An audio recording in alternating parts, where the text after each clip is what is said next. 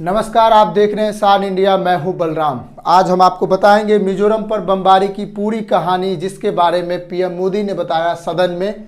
क्या है उसकी सच्चाई, इस घटना को आज की इस वीडियो में हम लोग समझने का प्रयास करेंगे। सबसे पहले बताते हैं यह घटना चर्चा में कब आई। दरअसल विपक्षी पार्टियों के गठबंधन इंडिया के द्वारा पीएम मोदी के खिलाफ अविश्वास प्रस्ताव लोकसभा में लाया गया था। अविश्वास प्रस्ताव जब भी लाया जाता है तो प्रधानमंत्री मोदी या कोई भी प्रधानमंत्री हो, उसे खुद लोकसभा में उपस्थित होकर या राज्यसभा में उपस्थित होकर सभी प्रश्नों के जवाब देने होते हैं। उसी समय उन्होंने प्रश्नों के जवाब देते हुए मणिपुर पर भी चर्चा किया और मणिपुर पर चर्चा करते हुए उन्होंने इंदिरा गांधी के दौर के एक घटना का जिक्र किया, जिसे मिजोरम की हवाई हमले के बारे में कहा जाता है। मिजोरम के हवाई हमले के बारे में उन्होंने बताया और कहा कि कैसे कांग्रेस ने लोगों के ऊपर दुख का पहाड़ बरसाया था। क्या है इसकी सच्चाई और कितनी बातें इसमें तार्किक है, आइए समझते हैं। और यह क्यों किया गया था, सारी चीजें आज की इस वीडियो में हम लोग समझते हैं। 5 मार्च 1966 को मिजोरम के ऊपर हवाई हमले किए जाते हैं भारतीय वायुसेना के द्वारा। यह हमले 6 मार्च को भी जारी रहते हैं।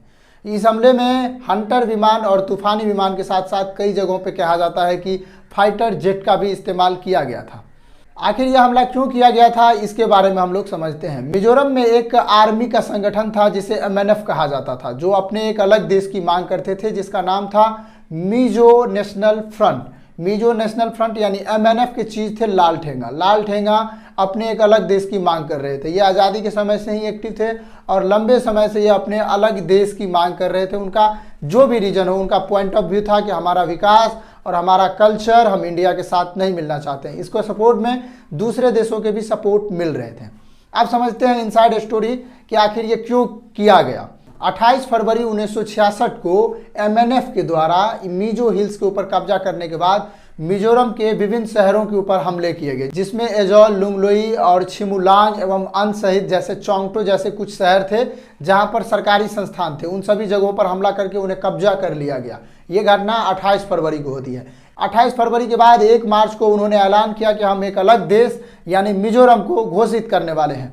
मिजोरम को घोषित कर दिया उन्होंने। उनके साथ यानी लालठेंगा के साथ लगभग 60 साथियों ने उन सिग्नेचर किया, उस पर हस्ताक्षर किया और उसे मान्यता देने की बात कही।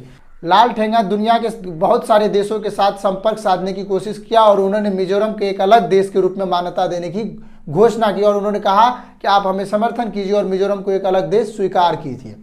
इसको लेकर कई देशों ने प्रतिक्रियाएं दी। तत्काल समर्थन किसी का भी नहीं मिला था उस वक्त और लालठेंगा की कार्रवाई धीरे धीरे बढ़ती जा रही थी।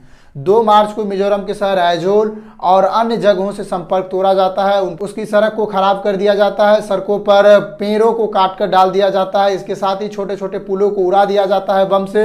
वहाँ पर एक पुलिस चौकी होती है, उसके ऊपर हमला किया जाता है। वहाँ के सभी सामानों को लूट लिया जाता है।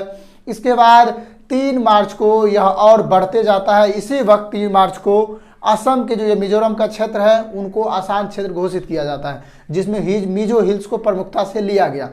मिजो हिल्स को प्रमुखता से लेने के बाद जब इसे आसान क्षेत्र घोषित कर दिया गया तो वहां पर सेना बुलाए गए। भारतीय हेलीकॉप्टर से सेना को उतारा गया। सेना को बुलाने के बाद वहां पर एक्शन शुरू हो गया। 4 मार्च को मिजोरम के शहरों से लोग शहर छोड़कर भागने लगे। उनको अप्रवासी का रूप लेना पड़ा। वो दूसरे जगहों पर जाना और रहना शुरू कर चुके थे। अब तक माहौल बिल्कुल हाथ से निकल चुका था।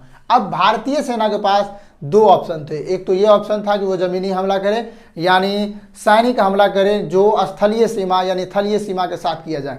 इसमें यह देखा गया कि यह युद्ध जो है लंबा चला जाएगा और इसकी मांग हो सकती है बढ़ भी जाए और घट भी जाए।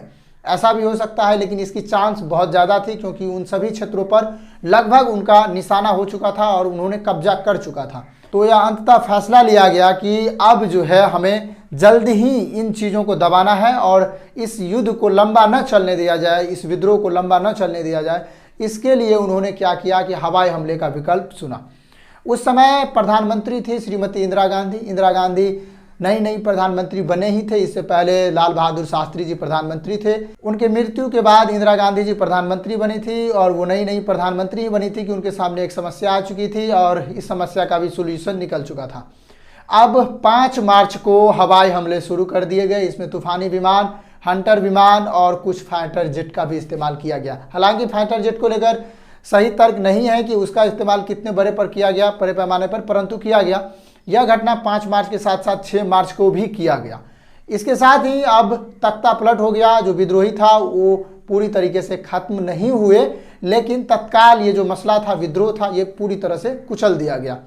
इसे कुचलने के बाद वहाँ पर अशांति तो बनी रही, वहाँ के लोग अप्रवासी के रूप में रहते रहे, उनको वापस करने में बहुत सालों का समय लग चुका था। वर्ष 1986 में राजीव गांधी जी प्रधानमंत्री थे और उस समय लालठेंगा के साथ एक समझौता हुआ और एक नए प्रदेश के रूप में मुख्यमंत्री का ऐलान हुआ और वो मुख्यमंत्री बने लालठेंगा। लालठेंगा MNF का झंडा जहाँ पर फहराया था और उन्होंने एक अलग देश की मांग की थी, वहीं पर अब लगाया गया हिंदुस्तान का झंडा। उन्होंने भारतीय झंडा को अपनाया और उन्होंने भारतीय गीतों, राष्ट्रीय गीतों, अपने कल्चर को अपने साथ मिलाने का एक नया वादा किया और उन्होंने कहा कि हम एक अलग देश की मांग को छोड़कर आज हम भारत के साथ, प्रतिनिधित्व के साथ जुड़ते हैं।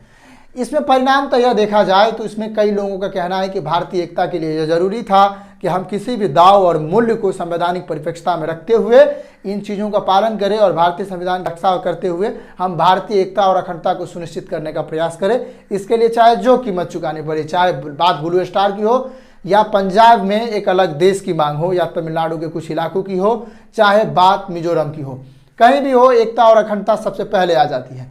एकता और अखंडता को ध्यान में रखते हुए हवाई हमले किए गए थे। इसमें यह बात जरूर है कि इसमें लोगों के ऊपर काफ़ी परेशानी आई, लोग खाने पीने को भी तरस गए थे उस वक्त, उस समय। हालांकि भारतीय खाद्यान्न में भी उस तरीके से चीज़ें नहीं थी, फिर भी मिजोरम के लोगों को सहारा दिया गया और तत्काल सभी प्रयास किए गए और इस प्रकार भारतीय एक क्षेत्र जो एक उग्रवादी का रूप लेना चाहते थे उनको दबा दिया गया और फाइनली उसे हिंदुस्तान का झंडा थमा दिया गया।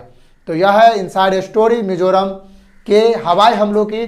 तो आप देखते रहिए हमारे साथ सार्न इंडिया। नमस्कार, जय हिंद।